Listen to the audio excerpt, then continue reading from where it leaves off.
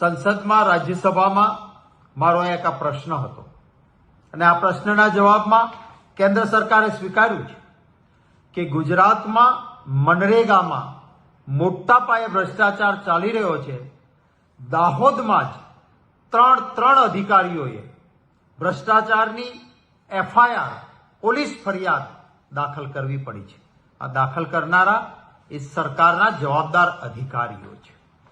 મારા આ પ્રશ્નના જવાબમાં કેન્દ્ર સરકારે એ પણ સ્વીકાર્યું છે કે એટલો મોટો ભ્રષ્ટાચાર હોવાના કારણે 10 ટીમો બનાવીને આની તપાસ ચાલી રહી છે. ત્યારે હું આશા રાખું છું કે ભ્રષ્ટ શાસન લીફાફોફી ના કરે અને કડકમાં કડક પગલાઓ આ ભ્રષ્ટાચારીઓ સામે લેવાવા જોઈએ.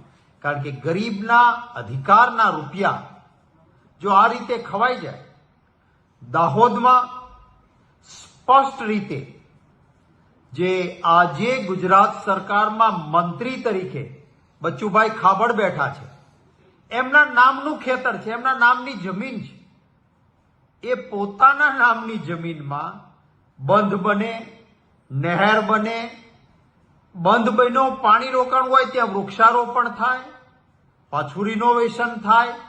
એક નાના પોતાની માલિકીના જમીનના ટુકડાઓમાં અનેક વર્ક ઓર્ડર અપાવીને રૂપિયા ખવાઈ જાય અને છતાં ગુજરાતમાં